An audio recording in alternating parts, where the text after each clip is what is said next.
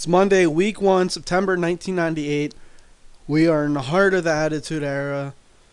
We saw last week The Undertaker, The Rock, and Owen Hart brawling after a match between Owen Hart and Undertaker over. They all want to be number one contender, and so it's going to be, I'm saying a lot. We are going for a triple threat match. This is the go home show, the next pay per view, which I just forgot the title of, so forgive me for that.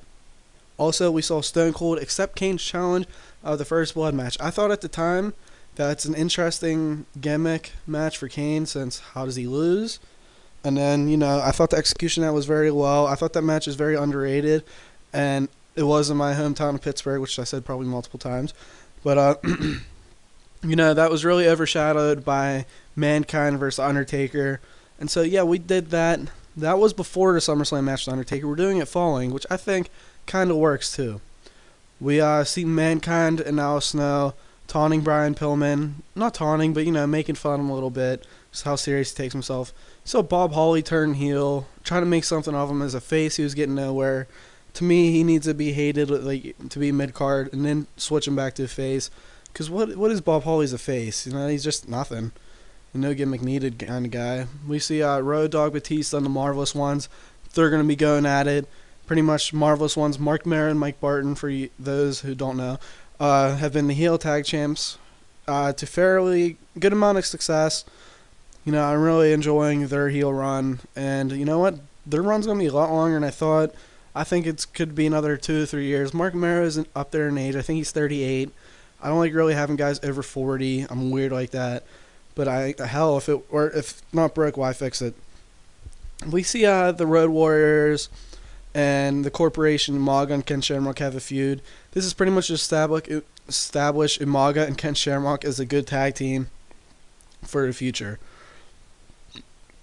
Chris Candido versus X-Pac is officially at the pay-per-view as well. Chris Candido is the fastest rising star in the WWF, maybe WWF history, except The Rock. After The Rock turned heel, we're seeing that very good rise. The Rock, after he turned heel, WrestleMania 14, joined the Nation.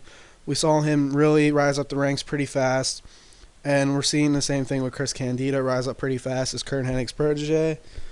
Also, we discovered Lance Storm and Matt Bloom have good tag chemistry tonight. You're going to remember that tonight for a segment. Alright, so we start with a pre-show battle royal just to test everybody out and see what happens. No real reason. The Headbangers won for godforsaken reason, which I did not see coming, but I didn't book this. Just had the auto book after I booked the match. They picked the winner. Then following that, the real official open of the show is The Rock, Owen Hart, and Undertaker complaining, talking trash to each other. The Undertaker's gimmick isn't the dead man type deal. I think he's how he was at the time, not the dead man. We're starting to see him go into the biker gimmick. Maybe we'll go to biker gimmick, maybe not. And then Vince comes out and says, you know what? All three of you guys can face each other at the pay-per-view, and the winner is the number one contender. And, they all nod, and no one's really like, what the hell, a triple threat? They're all like, okay, it's an opportunity. McMahon booked a match with The Undertaker, teaming with Stone Cold Steve Austin versus Owen Hart and The Rock. Stone Cold feuding with Kane. I think this is an interesting way to, relevant. I haven't really booked a title to be this important the whole entire series, so I'm really going to pat myself in the back here and say I put a lot of TV time in the title. Normally I don't. This is more of a WWE style booking than what I do in the game. The first match is Bob Holly versus D'Lo Brown. Bob Holly wins here with a drop kick after Mark Henry interfered. And then after the match, we see the Godfather and D'Lo Brown, Mark Henry, and Bob Holly agree to a match. So they split it down the middle. That's your tag match. Tag teams, I'm a huge fan of tag team wrestling. The Young Bucks, Red Dragon, Adam Cole, Kyle O'Reilly, Kevin Steen, Noah Generico. I love those teams because, WWE now, the Usos versus the Wyatt family is good. Obviously, the Hardys, Dudleys, and Edge and Christian were just phenomenal. I said that weird. I'm not going to try to say it again. I like that importance of the tag team wrestling because you can see stars from that. Like, if these two teams are together, maybe one of those guys split out and beat main eventer. Probably, I'd say either D'Lo or Mark Henry, just because their skills and they're young.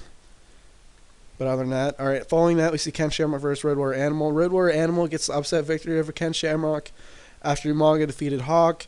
I've done this formula of booking over and over again. It happens.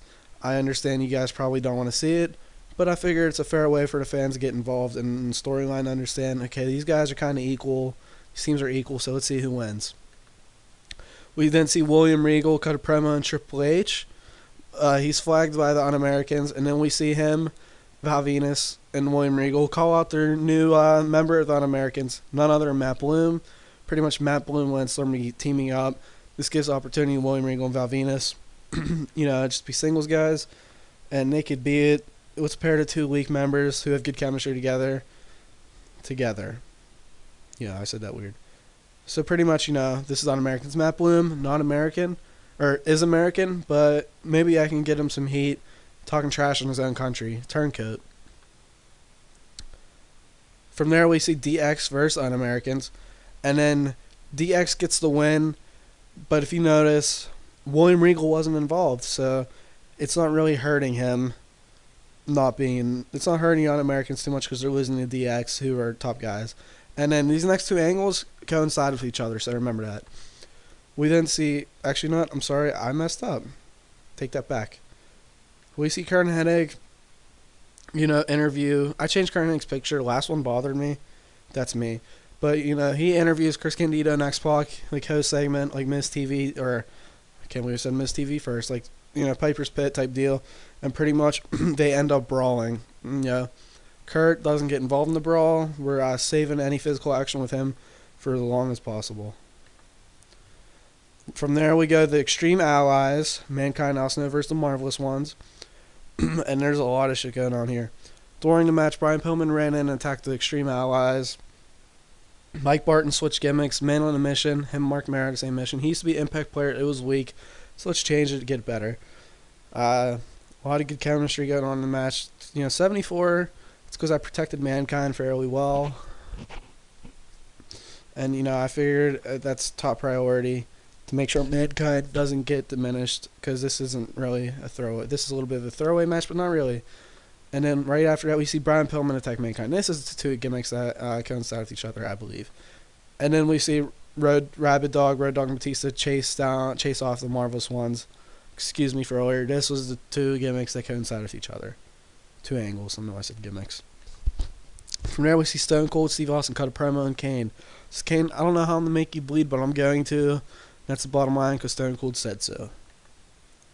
We then see, holy shit. We see Stone Cold and Undertaker versus The Rock and Owen Hart. We see Stone Cold and Undertaker win. And Stone Cold pins The Rock by a stunner. Actually, I'd have Owen take the pinfall here for reasons to be determined later. Pretty much, we'd have The Undertaker and Stone Cold kind of getting along, but not really. And then Owen and The Rock kind of getting on, but not really. Starting to show some dissension, a little bit of arguments here and there. Nothing too obvious. Back-to-back 97 ratings in a row, I believe, in matches, main events. Which, hell, I'll take that. And then after the match, Kane comes out. It's his pyro thing, where a whole bunch of blood falls on Stone Cold. We saw that happen in real life. I really liked how WWE booked this feud between Kane and Stone Cold. They just, excuse the language here, fucked up. The night after Kane won the title, he lost it back to Stone Cold. What the hell? That made him look so stupid. But I guess they did it to pop ratings. I don't know. 90 ratings. Really good show. The only down thing was the call out and acceptance, which, hell, that's fine. It was 3 minutes. And then Bob Holly versus D'Lo Brown. But then we go straight into Road Warrior and Corporation feud. Then we go into Non-Americans, and I guess this isn't good, but it serves a purpose for the long run. I think this is one of the better episodes of Raw. Also, been on fire a little bit recently. It happens sometimes. We all get in hot streaks. We all have feuds where the main events could be good. Excuse me. Pretty much. Oh, by the way, we are an 11-week win streak. If we win here, this is a 13 or 12-week win streak. That means it's been 3 months since WCW beat us. Shit. We're just gonna have a restart the game. This happens to me a lot. If anyone knows why this happens to me, I'd love to hear it. I'm running in administration mode or whatever how it's called. So if anyone knows the reason for that, I'd love to hear it. So I'm gonna pause this for a minute, and then we'll see you in a second. All right. So we win again, I believe, and we do. Oh, over tough. Wow, this is a really tough show too. 12 weeks in a row. It's been 3 months in the game since WCW beat us. Suck it. Bret Hart versus Juventud Guerrera. I think we've seen this match a couple times. I think that'd be a really interesting match because a lot of people been on record. Chris Jericho, hell, even Rey Mysterio been on record saying Juvi was just as good as Rey at the time, except Juvi was an asshole. It still is. We saw Rick Steiner defeat Arn Anderson. That's nothing to me. That's more of an 80s match. The Giant and the Vader. Holy shit. That is a great tag team. You have Vader and then you have Giant. The Big Show, the Giant at the time. With long hair, athletic physique, not anymore. And then they face Hogan, Scott Hall, and Hogan wins. Chris Jericho gets the win. But I like Vader and the Giant. That tag team really interests me a lot. So that's that. That's it for this week. 12 weeks in a row. The 42-23. Almost double the score. I'm not really going to help them because why should I? Are they going to die around WrestleMania 17? I don't know. Is ECW going to die? Who knows? But I'd love to hear your guys' thoughts and opinions on how I should do that invasion angle. Not that I'm so far booked ahead where I'm there. I'm just thinking about it because I'm at the rewatching WWF, the Attitude Era. I'm at WrestleMania. I just watched WrestleMania 16. We'll talk about WrestleMania 16 when we get there booking wise. Because, all my shit so far has been pretty similar. With just changes that I think are for the better. But it's easy to say that in the game than real life. So thank you guys for watching. Have a good one. Comment what series you guys watch because I'd love to watch more of this because it's fun to me. When I can't really book stuff or when I can't really record, I like watching it and like seeing other guys' styles and just helps me think. Thank you guys for watching.